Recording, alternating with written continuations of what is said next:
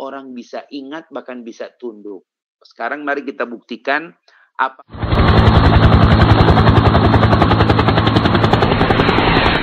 Kemudian fathah ya, siddah, hayyin. Apa tuh hayyin? Hayyin itu orang yang teduh, ya. Orang yang teduh, ya, memiliki ketenangan, ya. Kemudian tidak labil dan gampang marah, tidak temperamen, hayyin. Orang yang hayyin, ya. Yang kedua kata Rasul adalah orang yang layyin, layyin. Apa itu layyin? Orang yang santun, yang lembut. Kalau hayyin bedanya dengan layyin, kalau hayyin lebih banyak dari bawaan fisik. Kelihatannya teduh, tidak temperamen, ya. Tapi kalau layyin, layyin la, ya, lam, kemudian fathah, ya, kemudian nun. Layyinun itu lebih lihat santun dari sisi tutur kata. Kalau hayyin, teduh, ya, tenang dari bawaan fisik. Bawaannya tidak temperamen, tidak marah-marah, teduh orangnya. Kalau layyin itu bawaannya dari tutur kata. Ada orang tuh tutur kata enak gitu ya. Tenang seperti itu, ya. Layyin, ya. Kalau kita ingat kata layyin ini dalam bentuk komunikasi dalam Al-Qur'an, hampir semua bentuk perkataan itu disebut dengan istilah qaulan. Ya, qaulan. Di Quran kita menemukan istilah qaulan layyinan, layyinan. Ini adalah bentuk perkataan yang diperintahkan oleh Allah kepada Nabi Musa dan Harun, saudaranya, ketika mereka berdua diperintahkan oleh Allah. Surat 20 ayat 42-43. Idhaba ila fir'auna innahu tagha. Pergilah kalian berdua temuin Fir'aun karena dia telah melampaui batas. Tapi apa kata Allah? Fakula, fakul satu orang. Fakula dua orang. Fakulu itu semuanya. Fakula katakan oleh kalian berdua. Dua-duanya. Bukan cuma Musa, bukan cuma Harun. Kalian berdua temuin Fir'aun, tapi ingat, katakanlah oleh kalian berdua qaulan layyina, kata-kata yang santun. Orang yang punya kesantunan itu buat apa, Ustaz? Mari kita lihat redaksi ayat berikutnya, atau redaksi berikut dari ayat ini. La'allah, moga-moga, semoga. Apa kata Allah? La'allahu yatadzakkara au yakhsha. Moga-moga dia, apa kata Allah? Yatadzakkara, bisa ingat, ya, bisa ingat pada Allah. Au yakhsha, bahkan bisa tunduk kepada Allah. Sebagian orang mungkin berpikir, untuk orang seperti Fir'aun, buat apa kata-kata santun? Bahkan ada yang pakai dalil. Bukankah mengatakan kalimatul haq di hadapan pemimpin yang tiran, itu iman yang paling tinggi? Hadis sahih Bukhari. Ya, betul. Tapi ingat, itu redaksi hadisnya qaulul haq, kata-kata yang benar, bukan kata-kata kasar, bukan kata-kata kotor. Jadi walaupun kata-kata itu benar, tapi harus disampaikan dengan kesantunan. Kenapa? Karena kesantunan itu akan membuat orang bisa ingat, bahkan bisa tunduk. Sekarang mari kita buktikan apakah betul kata-kata yang santun itu bisa membuat orang ingat bahkan tunduk. Mari kita lihat buktinya. Buka Quran surat Yunus surat ke-10 ayat 90 sampai 92. Pak Ikhwan, karena ini panjang, baca ayat 90 aja dulu. Mangga Pak Ikhwan. Ini malam ini saya booking Pak Ikhwan ya. Biar nggak susah-susah, gampang. Gitu ya. Karena saya lihat berat badannya sudah nambah ini Pak Ikhwan ya, Masya Allah.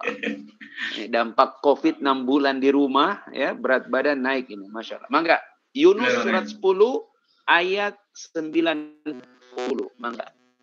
Dan kami memungkinkan Bani Israel melintasi laut, lalu mereka diikuti oleh Fir'aun dan bala tentaranya, karena hendak menganiaya dan menindas mereka. Hingga bila Fir'aun itu telah hampir tenggelam, berkatalah dia, saya percaya bahwa tidak ada Tuhan melainkan Tuhan yang dipercayai oleh Bani Israel, dan saya termasuk orang-orang yang berserah diri kepada Allah. Bayangkan ya, wajawazna bi Bani Israil al-bahra, ketika Allah menolong ya, menyelamatkan Bani Israel melewati lautan, diikuti oleh Fir'aun dan bala tentaranya, ingin menindas, ingin membunuh. Maka ketika Fir'aun dan bala tentaranya tenggelam, coba kita lihat redaksinya. Tiba-tiba dia berkata, qala amantu. Dalam fi'il amantu itu fi'il madi. Pertanyaannya, kenapa Fir'aun berkata amantu? Ya, kalau kita bandingkan dengan fi'il yang lain, misalnya akaltu, saya sudah makan. Akalta, akaltu.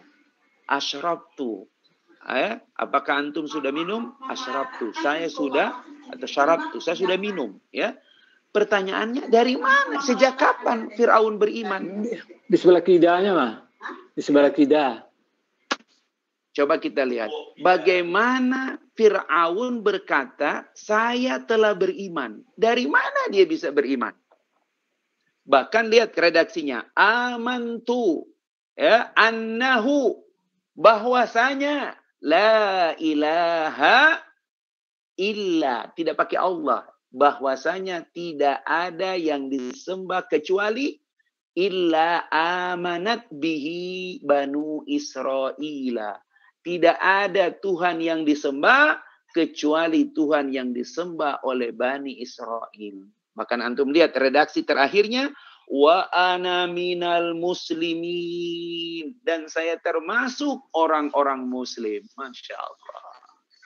Kesimpulan Fir'aun itu beriman ternyata. Tapi sayang, dia beriman di waktu yang tidak lagi berharga. Kenapa? Batas taubat sudah selesai. Taubat ditutup sebelum napas di tenggorokan. Udah mau mati baru sadar, ya. Tapi ini sebuah pelajaran kepada kita, dari mana Fir'aun mendapat inspirasi sehingga bahasa tubuhnya, oke lah bahasa tubuhnya yang tiba-tiba mengakui itu semua, karena dulu ketika Musa dan Harun, dua nabi Allah yang diperintahkan untuk menemui penguasa itu, maka dia menggunakan kata-kata yang santun. Masya Allah. Makanya siapapun dia penguasa, Rasulullah SAW ketika mengirimkan surat kepada Heraklius menggunakan kalimat bifadilatil azima, kepada yang dipertuhan agungkan. Para sahabat berkata, ya Rasul, dia kufur. Kata Nabi, iya dia kufur, tapi dia kedudukannya yang dipertuhan agungkan oleh manusia pada saat itu. Jadi bagaimana Nabi menghargai kedudukan seseorang, ya?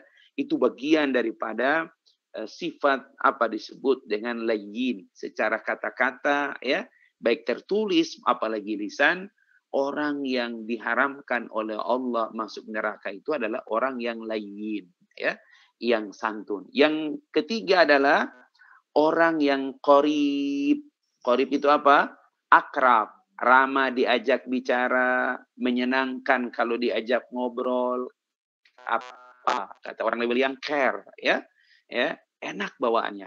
Ada orang tuh temperamen, ada orang tuh kagak enak diajak ngomong, ya, apa dikit-dikit marah, ya, seperti itu qarib. Dan yang keempat adalah sahal, ya.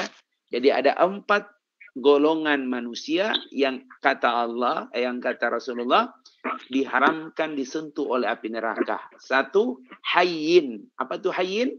Teduh bawaannya, ya. Ini kalau di Solo banyak ini orang yang hayyin, ya. Ya, Masya Allah, luar biasa, ya.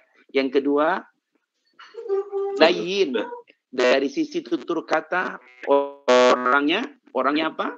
Orangnya sangat santun, Masya Allah. Dan yang ketiga, qarib, orangnya dekat, akrab, ya, enak diajak ngobrol, ya. Dan yang keempat, yang terakhir adalah sahal, orang yang tidak mempersulit sesuatu, selalu ada solusi bagi setiap permasalahan, tidak suka berbelit-belit, tidak suka menyusahkan orang lain. Ada orang tuh kenapa nggak suka dengan kita? Karena kata, ribet nih orang, nggak mau deh. Itu lewat bapak ini aja deh, nggak mau deh. Kenapa? Ribet orangnya, Masya Allah.